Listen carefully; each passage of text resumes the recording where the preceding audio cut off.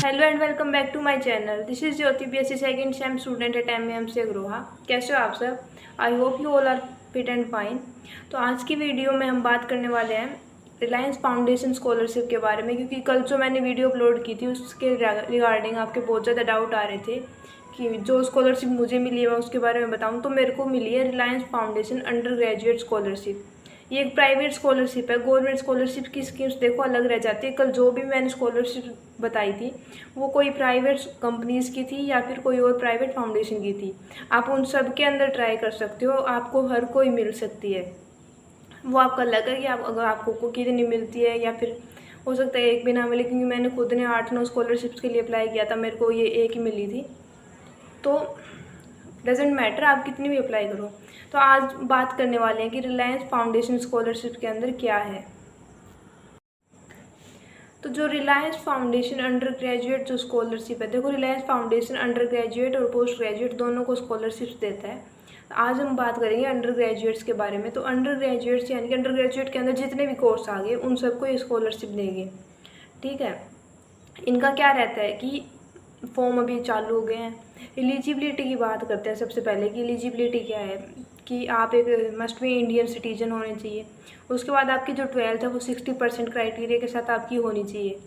तीसरा जो इनका फैमिली इनकम है, जो वो सबसे अच्छी बात है कि इनकी फैमिली इनकम है 15 लाख, यानी कि एनुअल फैमिली इनकम आपकी अगर 15 लाख तक है, इन्होंने 15 लाख का क्राइटेरिया रखा है, उसके बिलो कितने भी स्टूडेंट जो हैं वो अप्लाई कर सकते हैं इसके लिए। ठीक है। और प्रेफरेंस उनको दी जाती है जिनकी एनुअल फैमिली इनकम 2.5 लाख से कम है। पर 15 लाख तक आप कितने भी बच्चे अप्लाई कर सकते हैं। तीसरी इनकी कंडीशन क्या है कि आप एक करंट ईयर में अप्लाई करोगे, यानी कि आप एक फर्स्ट ईयर के स्टूडेंट होने चाहिए। कि अगर इस साल के उनके फॉर्म ओपन हैं 2024-25 के, तो उन्होंने ये बोला है कि सिर्फ फर्स्ट ईयर के स्टूडेंट ही अप्लाई करेंगे। ठीक है। नेक्स्ट हमारे पास क्या है कि कौन कौन अप्लाई नहीं कर सकता। जो बच्चा सेकेंड ईयर, थर्ड ईयर या फिर फोर्थ ईयर इनके अंदर है, या फिर जिसका जो अंडर ग्रेजुएट का जो कोर्स है वो सिर्फ 2 साल का रहा है, तो वो अप्लाई नहीं कर सकता। इसके अलावा जिसने 10th के बाद कोई डिप्लोमा वगैरह कर लिया है तो वो अप्लाई नहीं कर सकता। ठीक है। नेक्स्ट है कि इसको अप्लाई करने का प्रोसेस क्या रहने वाला है। तो इसको अप्लाई करने के लिए आपको सबसे पहले गूगल पे जाके सर्च करना है Reliance foundation under graduate scholarship. इसकी जो फर्स्ट साइट जो आपके सामने आएगी वही इनकी ऑफिशियल साइट है। उसको ओपन करने के बाद आपको इनका एक डिटेल्ड ओवरव्यू मिल जाएगा। ठीक है। इनका क्या रहता है कि ये हर साल 5000 स्टूडेंट्स को सिलेक्ट करते हैं मेरिट कम बेस पे।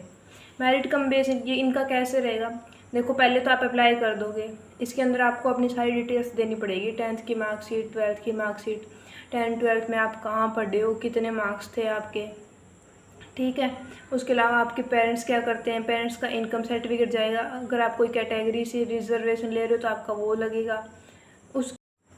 उसके अलावा जो अदर डॉक्यूमेंट्स आपको रिक्वायर रहेंगे कि आपके एडमिशन लेने के टाइम से आखिर तक जितने भी डॉक्यूमेंट आपके कॉलेज के रिगार्डिंग रहेंगे आपको सब संभाल के रखने। यानी कि जब आपकी काउंसलिंग हो रही होगी तो आपका जो वो आएगा कि एडमिशन लेटर, वो भी वो लोग मांगते हैं। उसके बाद एडमिशन होने के बाद आपकी ट्यूशन फ़ी की रिसिप्ट, आप ऑनलाइन फ़ी पे कर रहे हो तो वो रिसिप्ट, आपकी हॉस्टल फ़ी रिसिप्ट, मैथ फ़ी रिसिप्ट, आपको सब कुछ देना पड़ेगा। ये सारी रिसिप्ट आप दोगे तब जाके आपके सब कुछ वेरीफाई होगा। उसके अलावा जो डॉक्यूमेंट जो अपने ऑफिशियल डॉक्यूमेंट है वो तो अलग है ही है।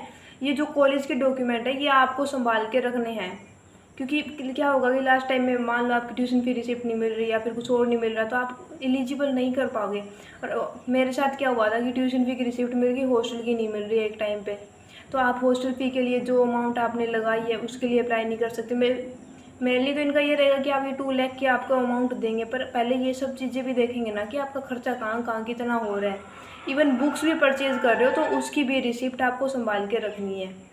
ठीक है। ये सारे आप जब अप्लाई कर लोगे तो, और एक और बात बताऊं कि इसके अंदर ना मतलब वो कोई नहीं है कि आप जनरल के बच्चे हो तो आप अप्लाई नहीं कर सकते।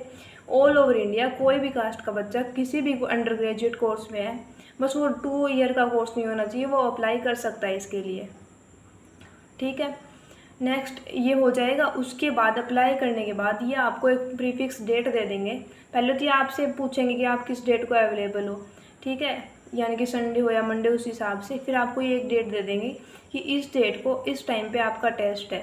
आपका एप्टीट्यूड टेस्ट होएगा। एप्टीट्यूड टेस्ट में क्या है कि आपकी लॉजिकल एबिलिटी या फिर एनालिटिकल एबिलिटी बोल लो, इंग्लिश रहेगी, जनरल इंग्लिश, जनरल मैथ्स, ठीक है, लॉजिकल रीजनिंग, ये क्वेश्चन रहेंगे।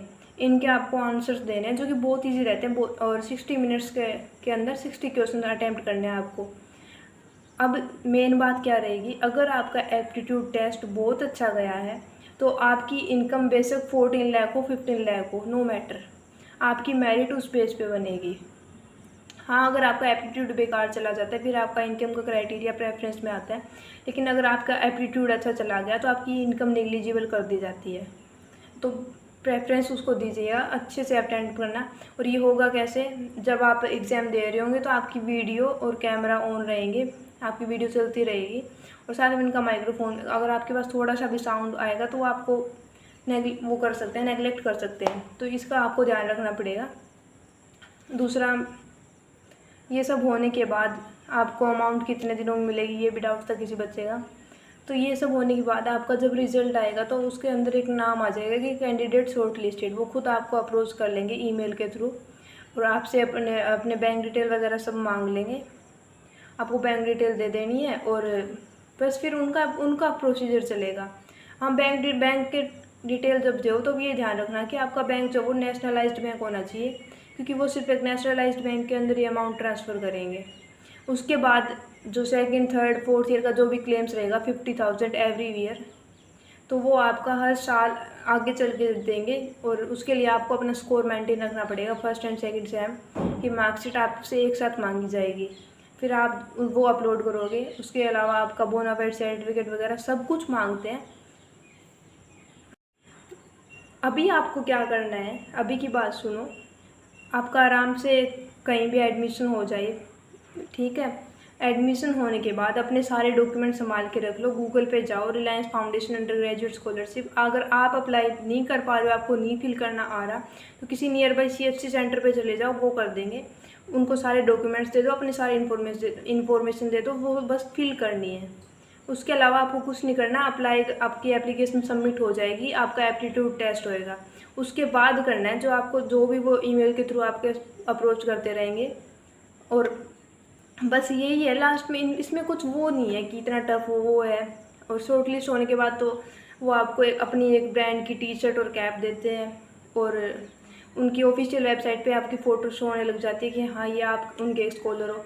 इसके अलावा उनके अदर बेनिफिट्स क्या रहेंगे कि वो टाइम टू टाइम हर मंथली वेबिनार करवाते रहते हैं, मंथली और वीकली, जो आपके पर्सनैलिटी डेवलपमेंट में हेल्प करता है। जैसे कम्युनिकेशन के ऊपर हो गया कि आपको कैसे लोगों के साथ बिहेव करना है, सोशल नेटवर्किंग कैसे करनी है, तो ऐसे वेबिनार होंगे, और आप उनके एक एल्यूमिनी बन जाओगे, ठीक है। इन फ्यूचर अब वो आप उनके एल्यूमिनी रहोगे, तो बहुत सारे बेनिफिट्स हैं। Try for this scholarship.